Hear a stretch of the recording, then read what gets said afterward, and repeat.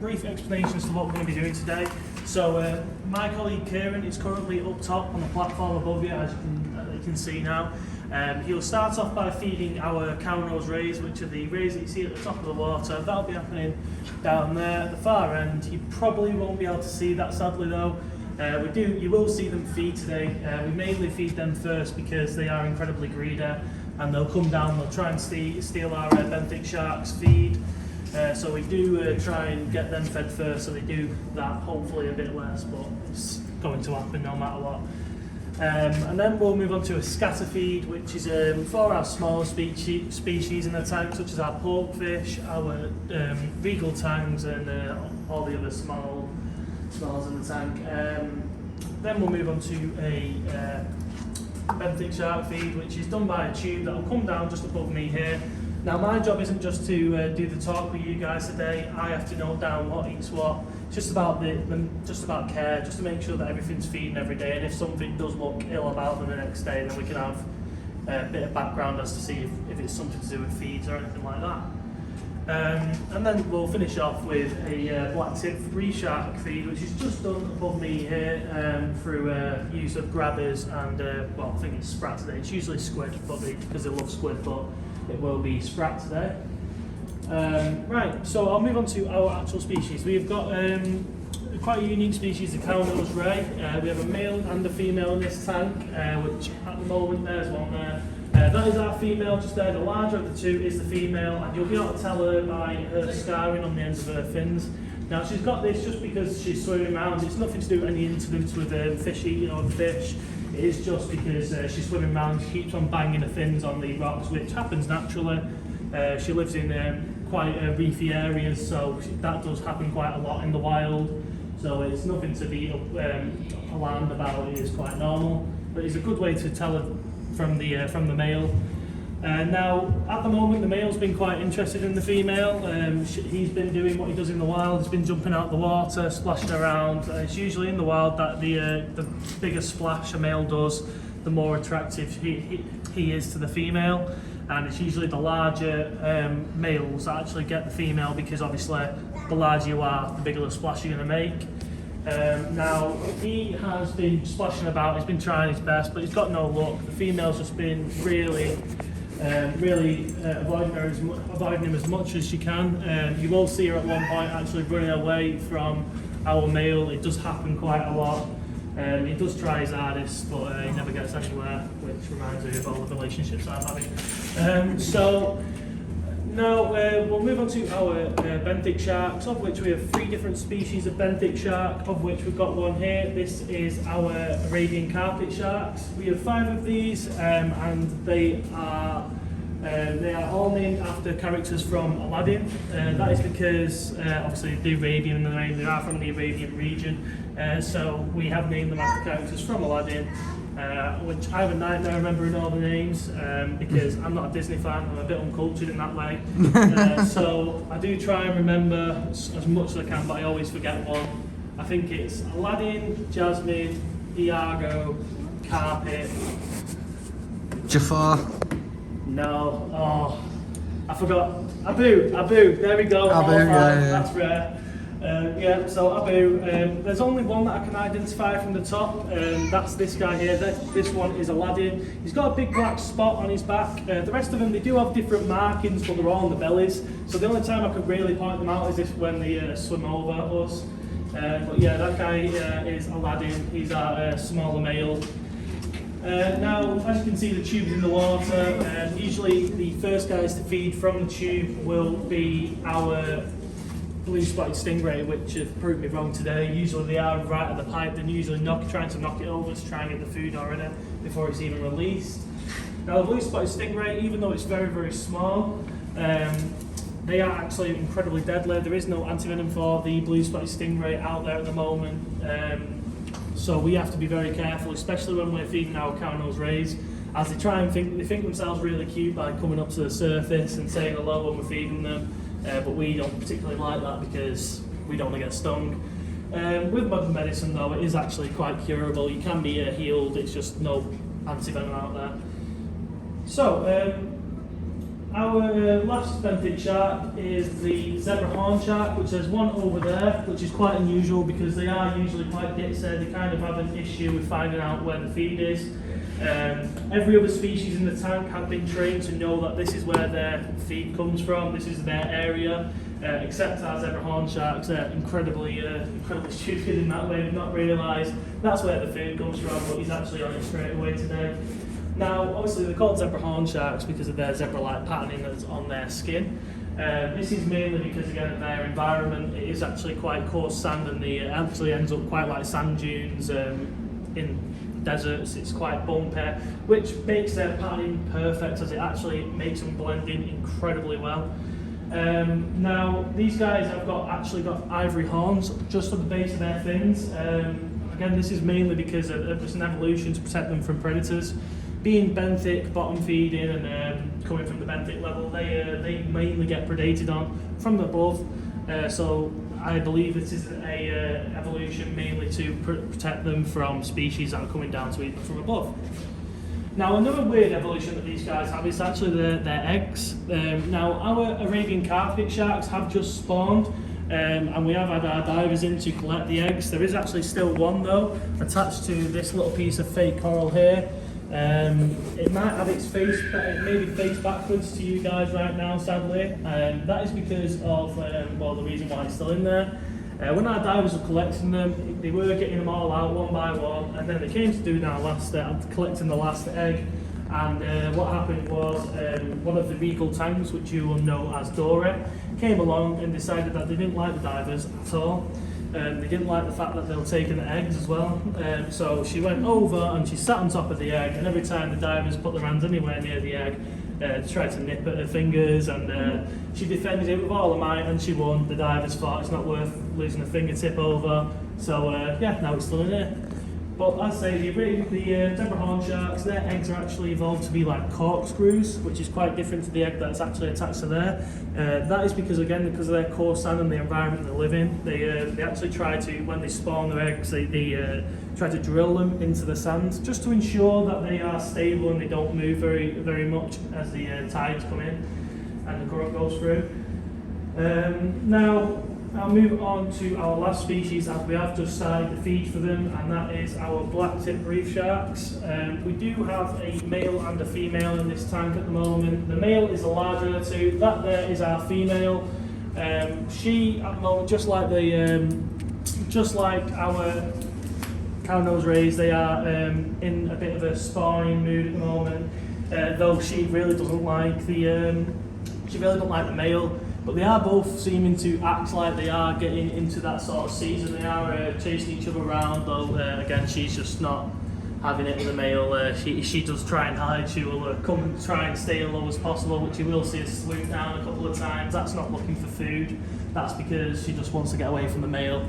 Yeah. So you will see them that they are actually swimming around quite a lot in circles, and it does look like they're just bored or something like that. That's completely the opposite of what's going on. These sorts of sharks, unlike our benthics, which can stay still while they push air through their gills, the black-tip reef sharks, they actually have to propel themselves through the water to throw the water through the gills so they can breathe, which is why shark finning is so destructive to sharks. It's not that you just keep taking them and killing them. We are actually just taking the fins and then putting them back in the water and not being able to push themselves forward in the water. They can't breathe. So essentially, when we shark fin, we are drowning the sharks. Now, at this current moment in time, it has been estimated that 11,500 sharks are actually getting killed per hour every single day from shark finning alone, which I think is ridiculous, considering again that shark finning is done for shark fin soup, which shark fin soup is completely tasteless, and that's because shark fins are actually made up of cartilage, which is the same thing that builds up your nose, and again, it's just completely tasteless. So when you have shark fin soup, it is just a broth of nasty salt water, really. That's a female. Now, this is not just an issue that is happening abroad, which at the moment is, as it is heavily done in foreign countries. Not as much in the UK, but we can't exactly call ourselves innocent, as in the UK it is legal to take our native sharks out of the waters. And when I say fishing's the issue, I'm not talking about your local fishermen. They cause little to no harm to any environment. Please don't go to your local pier and start spearing people off the side. That is not their fault. They are not doing much harm at all to the oceans. It's just a hobby. It is more the big commercial fisheries that are coming in using big, large nets and traps to catch fish and sharks. And they'll sell them off to our local fishmongers and even to fish and chip shops. Now, it is not uncommon that when you go to a fish and chip shop and you ask for fish and chips, large, medium, you don't say exactly what fish. If you do, well done to you. But if you are one of those people who do say, I want a large or a medium fish and chips, it does happen quite commonly that you will actually end up with things like bullhooks and dogfish on your plate, and that's because we are not being specific. They can give us any fish they have in the back. If we say we just want fish and chips, which again you can't exactly argue against because we aren't being specific, and again the only way we can really fight this is just by saying I want cod and chips, I want bass and chips, I want haddock, whatever. Just making sure that you are being specific as to what you want to have on your plate. That is most important thing in our country at the moment, with our sharks anyway. Right, I'm going to let you enjoy the rest of the feed now. I will be here for the next 10 or so minutes just to make sure I say that everything's feeding and that. I have noticed that one of our sharks hasn't actually moved yet, so I'm sure he'll feed, but I'll be here. There's the zebra one there. Sorry? That's the zebra one there, isn't it? Yeah, that's one of our zebra horn sharks, and that is our male. Yeah, and we have got a female. There's the male and female there. Yeah, that's the first one there is the male, just going round now, coming towards us. That is the male there, and the female's following just behind.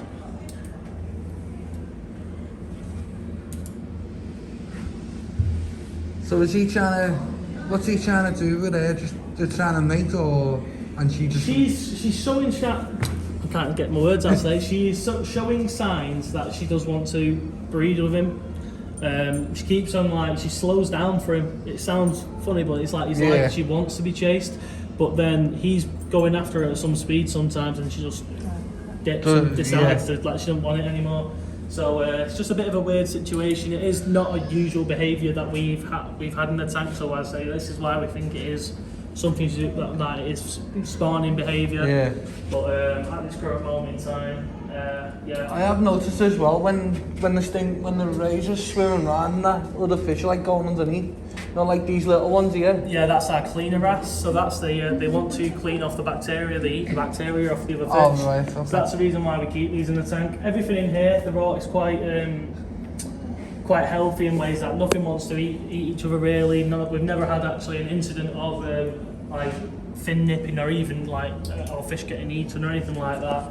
That's just because we keep them well fed, and again we have created quite a stable system in here.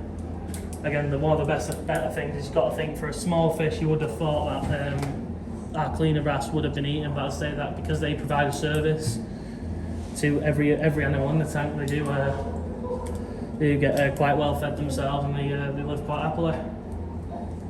You'll see quite often as well. Do you see the top fake coral there? Yeah. Fish will actually sit in there. It's like a little car wash for them. All the cleaner wrasse will end up sitting on top of that sometimes, and some of the fish go in there, and it's kind of like these ones here are like our pork fish playing around.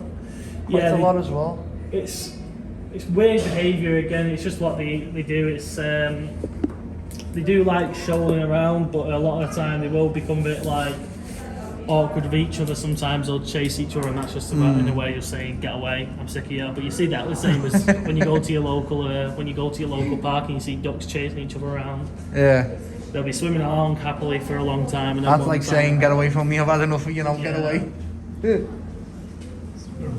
These guys will try and steal the feed for the you can see up there we've actually just give it in now, but when we do feed our black tips, we try and keep a little bit of scatter feed left over, and that's just to make sure that our porkfish and the monos don't come up and steal the feed out of the shark's mouths, because it could take them up to half an hour for them to even fancy the feed. That's just because they know that we're attached to the grabbers. So you can see the end of the grabbers, and they know that it's not just got food, it means that there's human presence, and that's the same in the ocean really, in natural environment. The sharks don't want anything to do with us. Yeah. It's just what happens. What?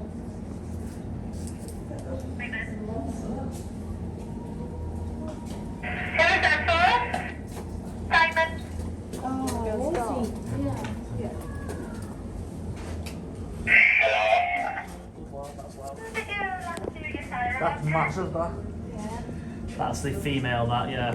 Usually, it's, I say it's the other way around. Usually it's the male that's larger than the female, and again, that's just because it's natural selection. It's usually the larger males that get to breed because again they make the bigger splashes. But yeah, in this tank it's the other way around. The female is much larger than the male. Neons, bow. That's all the sharks.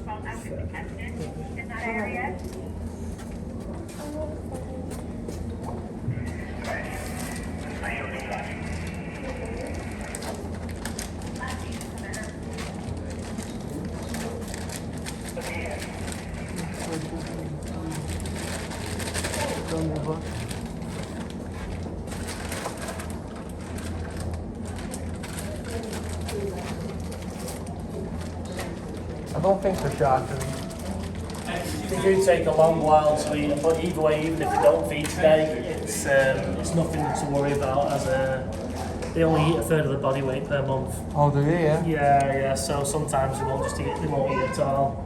They can go days sometimes, but just what happens. Like they are quite happy. They do feed quite often. They've not exactly got their favourite feed. It's usually squid on a daily basis, but because we've run out of squid at the moment, we are expecting a delivery soon.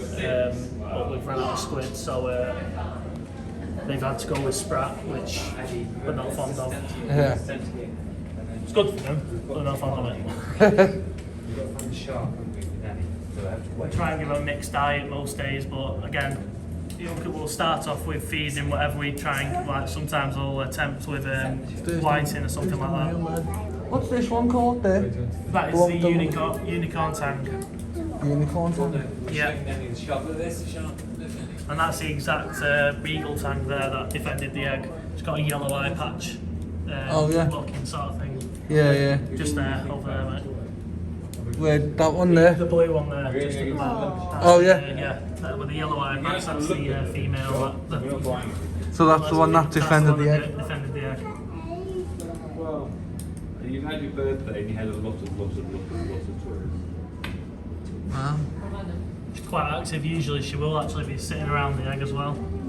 Because food's in the water. I mean, like, wouldn't the divers go back in and try and get it again, or? It's not really an issue. We don't think it's fertile in all the other eggs. When we checked them, they weren't fertile, so we believe that one's not fertile either. So it's not causing any harm to the tank. It's not anything bad, and if it does spawn, then we can just go and get the shark out. So it's not exactly a major issue. Yeah. We do usually try and get because obviously during COVID we've not actually had a chance. The same reason why the Seal Cove is currently shut. We usually do the Seal Cove every 6 months, and we usually get the divers in to clean the tank every 2 weeks. Yeah. But during COVID, that pretty much couldn't happen. Didn't happen, yeah. So the Seal Cove itself has been 2 years without a real cleaning, so we're on the right blitz of it at the moment. I'm going to stop the video right there.